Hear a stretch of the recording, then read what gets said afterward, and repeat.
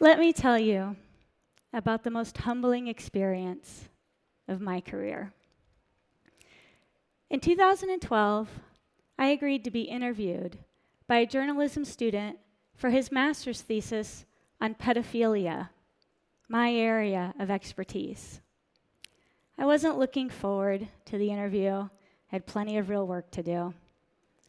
And when the day arrived, I was fighting the flu on top of everything else.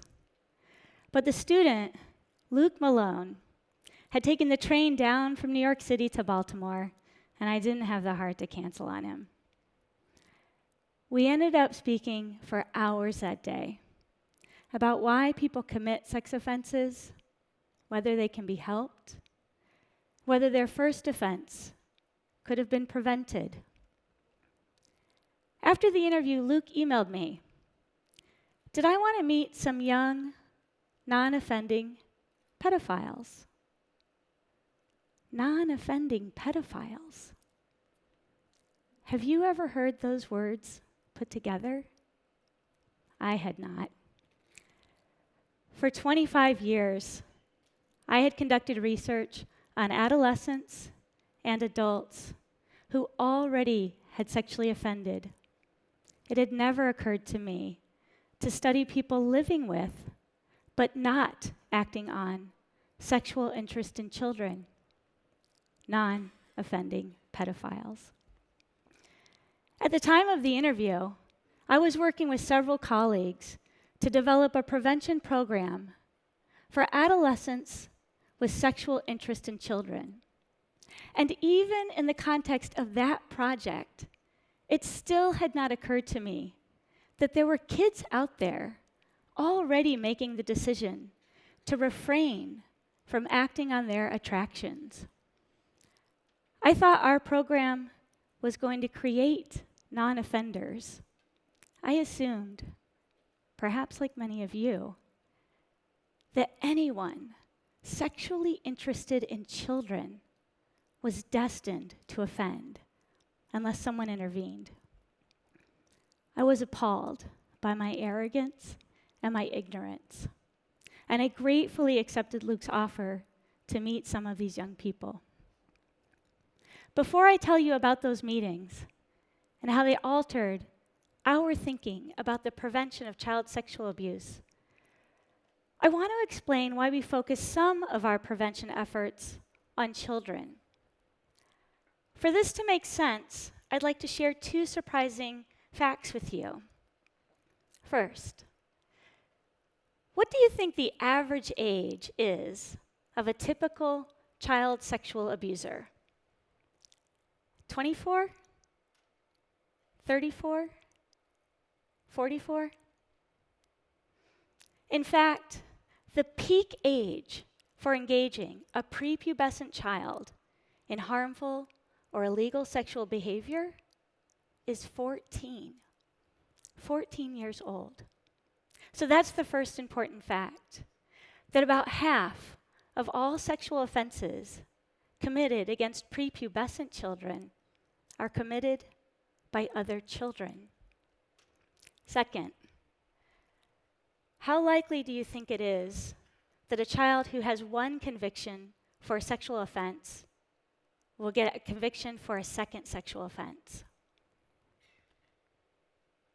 In reality, 97 to 98% of children convicted of a sexual offense are never reconvicted of another one. 97 to 98% do not reoffend with a new sexual offense. This shows that adolescent sexual offending is highly, highly variable, and it suggests strongly that we can prevent that first offense. Yet instead of focusing on prevention, we focus nearly all our effort on punishment. So let's talk about what happens to a child who engages in harmful or illegal sexual behavior. Some will not get caught, but will nevertheless stop offending. Indeed, most children who engage in delinquent behavior of any kind age out of that behavior as they mature. Others will get caught and may be offered treatment in lieu of prosecution. This process recognizes the rehabilitative potential of children who have made mistakes, even serious mistakes that harm others. And some children will get caught, prosecuted, and convicted. And those children are often treated like adults. And they may face incarceration, sometimes for years. And they may face sex offender registration and public notification, sometimes for life. Registered children are often prohibited from living near or going to schools, parks, and playgrounds, the very places where children thrive. My research, and that of many others, does not support these policies. We know that incarcerating or detaining children, even briefly, reduces the likelihood that they'll graduate high school and increases the likelihood that they will commit more crimes. My research shows that sex offender registration and public notification do nothing to prevent juvenile sexual offending or to improve community safety in any way. Instead, these policies cause harm. We surveyed 265 therapists who treat children who have sexually offended. Almost all of them linked registration and public notification to serious harmful outcomes like increases in shame and embarrassment, anxiety, hopelessness, fear, and threats and harassment, including threats and harassment of registered children by adults. Clearly, more helpful, less harmful responses to perpetration are warranted. But why wait for perpetration to occur in the first place? What if we stopped thinking about child sexual abuse solely as a criminal justice problem and instead treated it like the preventable public health problem that it is?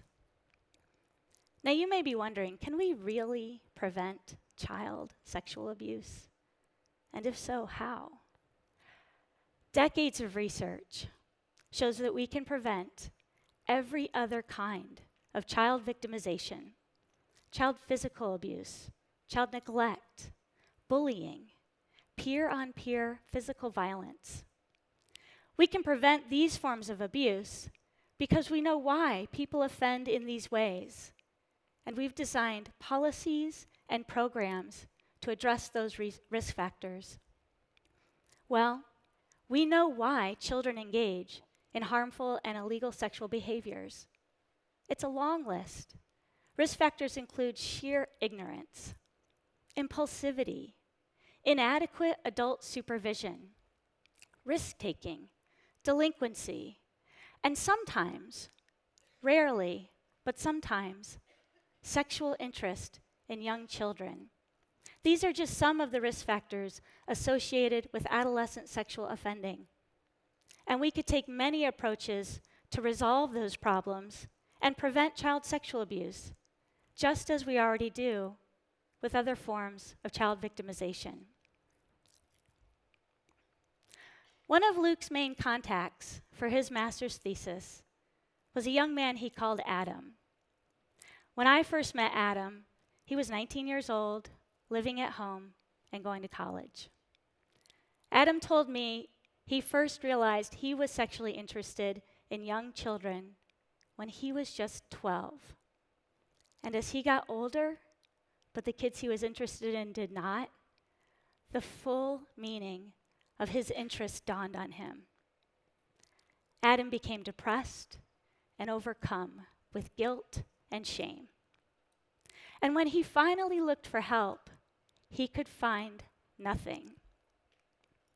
So Adam created his own online self-help group for teenagers with unwanted sexual interest in children. I want you to try to imagine those teenagers. Imagine them white-knuckling it through bouts of depression and self-loathing and fear as they struggle against internalizing society's image of pedophiles as the worst of the worst. Is that the best we can do? I think we can do much better. I know we can. As part of a larger project to develop a prevention program for teenagers like Adam, we interviewed 30 young adults living with, but not acting on, sexual interest in children. Some common themes emerged across those interviews about what it was like dealing with those attractions as a teenager, what would have helped them as a teenager, and what happened when they disclosed their attractions to others. The clips I'm about to play for you are performed by actors, but they include the real words of people we interviewed, and they highlight some of those themes. As a kid, I didn't have much drive. I was really apathetic about where I was headed. I had the sense that I was going to end up dead or in jail. So I didn't try very hard. It wasn't until I met other non-offending pedophiles and started talking about my feelings that I realized that this was something that can be managed and doesn't have to be the end of the world.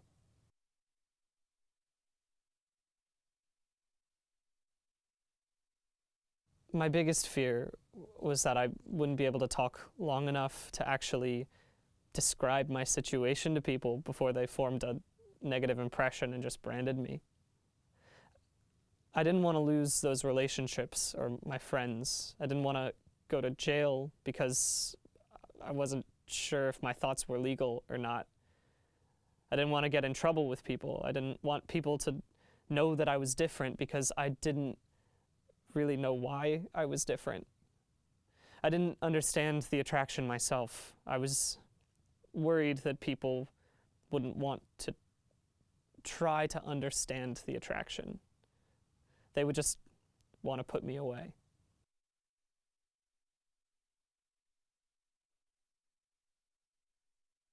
I know it's an uncomfortable thing to talk about, but it's nice to know that someone isn't completely weirded out or freaked out, or that it doesn't change their opinion of you.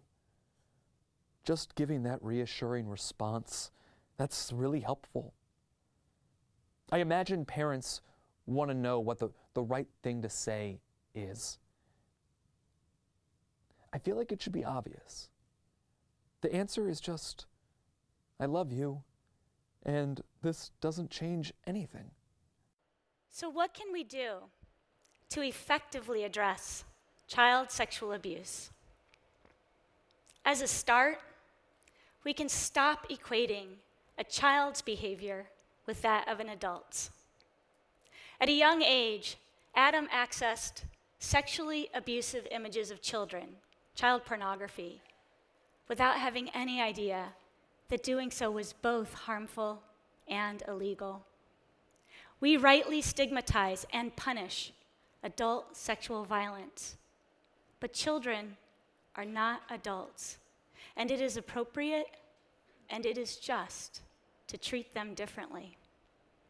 Second, we can distinguish between a person's interests and their actions. For every person we have interviewed, pedophilia is an unwanted attraction.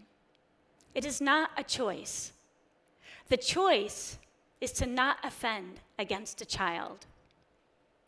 It is in the public's interest, it is in our interest to applaud and to support that choice, and to give those children and their parents and the professionals who might help them every tool to ensure their success. And finally, we could acknowledge that acting out might not be the main issue for many of these kids.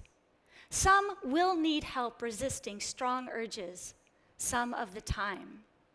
But effective prevention programs will focus both on avoiding harm and on attaining health and happiness. Good programs will help mitigate the shame that can attend unwanted attractions and instill self-respect in these children. Good programs will encourage children to disclose their attractions when it's safe to do so. And good programs will encourage all of us to respond to those disclosures with understanding and compassion and even with love. We are starting to see real progress in the prevention of child sexual abuse.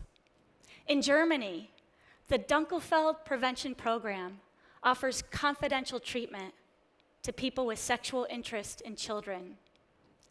Since 2005, more than 7,000 boys and men, and some women, have reached out to Dunkelfeld for help. 7,000. This shows that if you build it and you make it safe, people will come. In the United States, we have several programs that effectively prevent peer-on-peer sexual harassment and peer-on-peer sexual violence. Programs like Safe Dates and Shifting Boundaries teach teenagers and their parents and educators about healthy relationship behaviors. At my center, we are still developing and evaluating our program to meet the needs of teenagers with sexual interest in children. We cannot yet say what will work. We can say child sexual abuse is preventable.